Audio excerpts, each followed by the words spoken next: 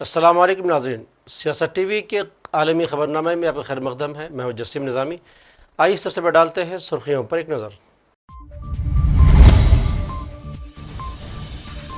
Balochistan train حملے پر ہندوستان نے پاکستان کا الزام مسترد کر دیا۔ ٹرمپ انتظامیہ کو دھچکا، وفاقی ججز کا ہزاروں برطرف ملازمین کو بحال کرنے کا حکم۔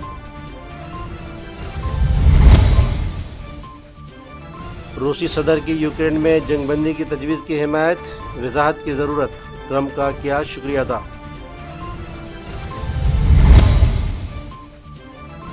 اسرائیل نے نسل کشی کے لیے جنسی تشدد کو جنگی حکمت عملی کے طور پر استعمال کیا، اقوام متحدہ نے جاری کیا رپورٹ۔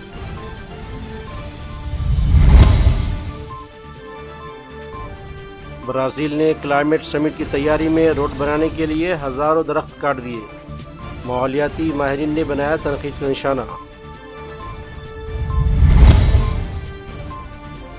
اور آذربائیجان اور آرمینیا کے تعلقات میں اہم موڑ، 40 سالہ پرانا تنازع ختم کرنے کے بعد معاہدے پر رضامند۔ تو یہ تھی سرخیاں، خبر تفصیل سے۔ ہندوستان نے دہشت گردی کے الزامات کو مسترد کر دیا اور کہا کہ پاکستان کو دوسروں پر الزام لگانے کے بجائے اپنے گریبان میں دیکھنا چاہیے۔ اسلام آباد نے ہندوستان پر دہشت گردی کے پشت پناہی کرنے اور پڑوسیوں کو غیر مستحکم کرنے کے الزام لگایا ہے۔ پیش اس حوالے سے خاص رپورٹ۔ ہندوستان نے دہشت گردی کے الزامات کو مسترد کر دیا اور کہا کہ پاکستان کو دوسروں پر الزام لگانے کے بجائے اپنے گریبان میں دیکھنا چاہیے۔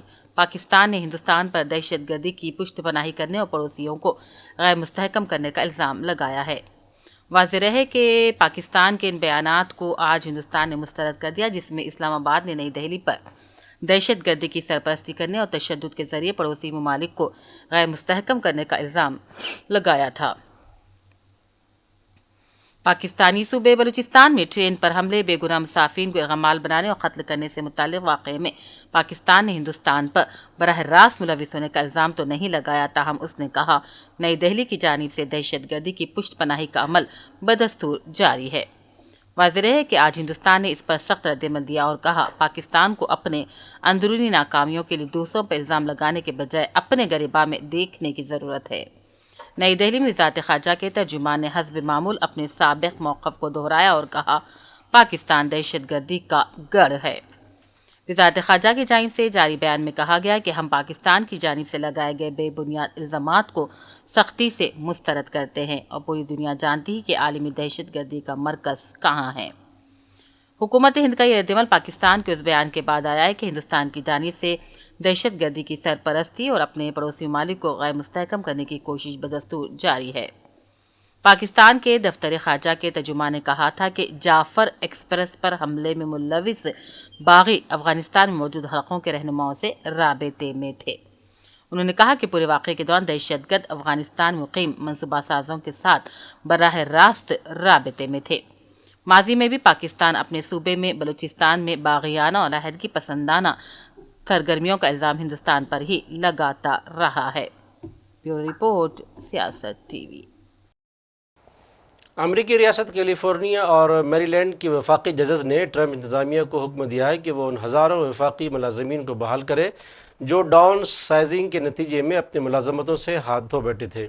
اس حکم نامے کو صدر ٹرمپ اور ان کے ایڈوائزر ایلن مسک کی حکومتی اخراجات اور بیوروکریسی ملازمین کی تعداد میں کمی کی کوششوں کے لیے دھچکا سمجھا جا رہا ہے۔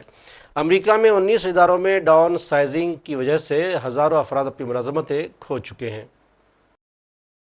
ادھر روسی صدر ولادیمیر پوتن نے کہا ہے کہ روس نے یوکرین میں جنگ بندی کی امریکی تجویز کی اصولی طور پر حمایت کی ہے، تاہم اسے تنازع کی بنیادی وجوہات کو حل کرنا ہوگا۔ بیلاروس کے صدر الیگزینڈر لوکاشینف کے ساتھ بات چیت کے بعد کرملن میں ایک نیوز کانفرنس میں ولادیمیر پوتن نے نامہ نگاروں کو بتایا کہ ہم جنگ بندی کی تجاویز سے متفق ہیں، یہ خیال بذات خود درست ہے اور ہم یقینی طور پر اس کی حمایت کرتے ہیں۔ انہوں نے امریکی صدر ڈونلڈ ٹرمپ کا شکریہ ادا کیا، جن کا کہنا ہے کہ وہ چاہتے ہیں کہ انہیں جنگ ختم کرنے کی کوششوں کی وجہ سے عمل لانے والے کے طور پر یاد رکھا جائے۔ اقوام متحدہ کے آزادانہ بین الاقوامی انکوائری کمیشن نے اسرائیل غزہ جنگ سے متعلق اہم رپورٹ جاری کر دی ہے۔ رپورٹ کے مطابق اسرائیل نے فلسطینیوں کی نسل کشی کے لیے غزہ میں منظم طریقے سے خواتین کی صحت کے مراکز کو نشانہ بنایا اور جنسی تشدد کو جنگی حکمت عملی کے طور پر استعمال کیا۔ رپورٹ میں کہا گیا ہے کہ غزہ پر اسرائیلی حملوں میں 2 بچے شہید کر دیے گئے، جبکہ امدادی سامان کا داخلہ بند ہوئے 13 دن ہو گئے ہیں، جس کے نتیجے میں بھوک و افلاس پھر بڑھنے لگی ہے۔ دوسری جانب مغربی کنارے میں یہودی آبادکاروں کے فلسطینی بستیوں پر حملے بدستور جاری ہے اور املاک کو بھی نظر آتش کر دیا جا رہا ہے۔ برازیل نے کلائمیٹ سمٹ کی تیاری میں روڈ بنانے کے لیے ہزاروں درخت کاٹ ڈالے ہیں۔ برازیل نومبر میں ہونے والی موسمیاتی تبدیلی کا اجلاس COP30 کی میزبانی کرے گا، جس میں دنیا بھر سے 50,000 افراد شرکت کریں گے۔ برازیل نے اجلاس کی غرض سے سڑک تعمیر کرنے کے لیے ایمیزون کے رین فارسٹ سے ہزاروں قیمتی درخت کاٹ ڈالے ہیں، جس کے بعد اسے تنقید کا نشانہ بنایا جا رہا ہے۔ برازیل کی جانب سے درختوں کی کٹائی پر مقامی اور ماحول دوست افراد نے اعتراض اٹھاتے ہوئے کہا کہ جنگلات کی کٹائی موسمیاتی سربراہی اجلاس کے مقصد سے متصادم ہے۔ دوسری جانب برازیل کے صدر اور وزیر ماحولیات نے عجیب و غریب منطق پیش کرتے ہوئے کہا ہے کہ یہ ایک تاریخی سربراہی اجلاس ہوگا کیونکہ یہ ایمیزون میں ایک COP ہے، ایمیزون کے بارے میں COP نہیں ہے۔ موسمیاتی ماہرین نے امریکہ کی 17 ریاستوں کو شدید طوفان سے خبردار کر دیا ہے۔ محکمہ موسمیات کی جانب سے ایک بڑا اور خطرناک طوفان بتایا جا رہا ہے جو جمعہ سے اتوار تک ریاستوں پر اثر انداز ہو سکتا ہے۔ موسمیاتی ماہرین نے خبردار کیا ہے کہ 2 درجن سے زیادہ طوفان ملک کے مرکز سے جمعہ کی رات سے ہفتے کی صبح تک ٹکرا سکتے ہیں۔ میڈیا رپورٹس کے مطابق طوفان کی وجہ سے سیلابی صورتحال پیدا ہو سکتی ہے، جبکہ ہوا کے بگولوں اور برفباری کا سامنا بھی رہے گا، جس کے باعث نظام زندگی مفلوج ہو سکتی ہے۔ ادھر فلسطینیوں کے حامی محمود خلیل کی گرفتاری کے خلاف مینہٹن میں ٹرمپ ٹاور پر احتجاج کے دوران نیو یارک پولیس نے 100 کے قریب مظاہرین کو گرفتار کر لیا۔ کولمبیا یونیورسٹی کے طالب علم اور فلسطینیوں کے حق میں مظاہرہ کرنے پر گرفتار محمود خلیل کی گرفتاری کے خلاف مینہٹن میں ٹرمپ ٹاور پر احتجاج کیا گیا، جس دوران مظاہرین محمود خلیل کی رہائی کے لیے نعرے لگاتے رہے۔ امریکی صدر ٹرمپ نے جنگ بندی سے متعلق امریکی تجویز پر روسی صدر پوٹن کا بیان نامکمل قرار دے دیا۔ صدر پوٹن نے ایک پریس کانفرنس میں کہا تھا کہ روس جنگ بندی کے لیے تیار ہے، لیکن یوکرین کو مزید شرائط ماننا ہوں گی۔ روسی صدر نے کہا کہ وہ جنگ بندی کی تجویز کی حمایت کرتے ہیں، لیکن کچھ معاملات ہیں جن پر امریکی صدر سے ہمیں بات چیت کرنے کی ضرورت ہے۔ تاہم امریکی صدر ٹرمپ نے وائٹ ہاؤس میں نیٹو کے سیکریٹری جنرل سے ملاقات کے دوران روسی صدر کے بیان کو امید افزا لیکن نامکمل قرار دیا۔ ٹرمپ نے کہا کہ روسی صدر پوٹن اور دیگر کے ساتھ سنجیدہ بات چیت جاری ہے۔ امید ہے کہ روس جنگ بندی کی تجویز پر مثبت رد عمل ظاہر کرے گا۔ We would like to see a ceasefire from Russia, and we have, not been working in the dark. We've been discussing with Ukraine land and pieces of land that would be kept and lost, and all of the other elements of a final agreement. It's not an easy process, but phase 1 is the ceasefire. A lot of the individual subjects have been discussed, though. We've been discussing concepts of land because you don't want to waste time with a ceasefire if it's not going to mean anything. So we're saying, look, this is what you can get, this is what you can't get. Chekhov's trip to Moscow, you spoke about it. What sort of agreement do you hope he comes away from this with? Well, we'd like to see a ceasefire from Russia. And we have, not been working in the dark. We've been discussing with Ukraine land and pieces of land that would be kept and lost, and all of the other elements of a final agreement. There's a power plant involved, a very big power plant involved. Who's going to get the power plant and who's going to get this and that? And so, it's not an easy process. But phase 1 is the ceasefire. A lot of the individual subjects have been discussed, though. We've been discussing concepts of land because you don't want to waste time with a ceasefire if it's not going to mean anything. So we're saying, look, this is what you can get, this is what you can't get.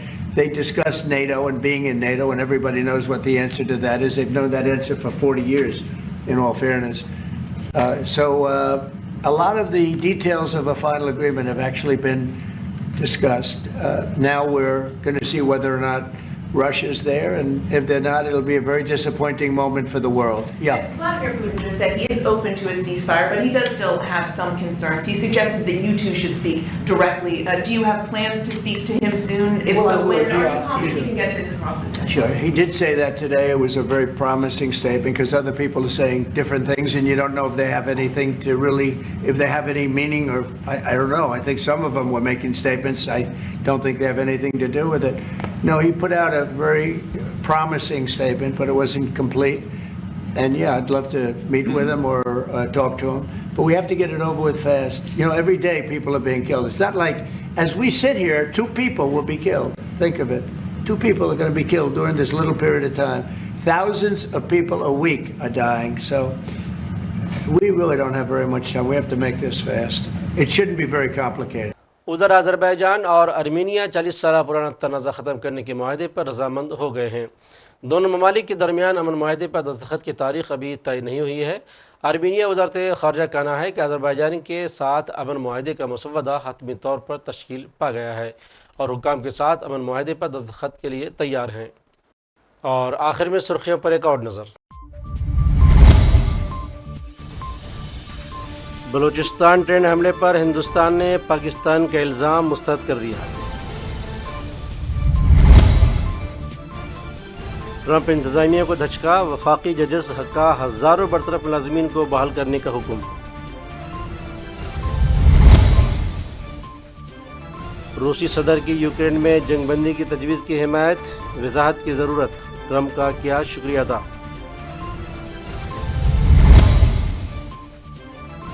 اسرائیل نے نسل کشی کے لیے جنسی تشدد کو جنگی حکمت عملی کے طور پر استعمال کیا. اقوام متحدہ نے جاری کیا رپورٹ.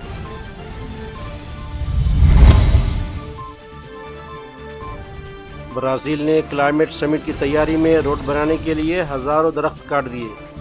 ماحولیاتی ماہرین نے بنایا تنقید کا نشانہ. اور آذربائیجان اور ارمینیا کے تعلقات میں اہم موڑ. 40 سالہ پرانا تنازع ختم کرنے کے بعد معاہدے پر رضامند. تو ناظرین، سیاست ٹی وی کے عالمی خبرنامے میں آج بس اتنا ہی. مزید اپڈیٹس کے لیے آپ بنے رہیں سیاست ٹی وی کے ساتھ، اور مجھے اور سیاست ٹی وی کی پوری ٹیم کو دیجیے اجازت. اللہ حافظ.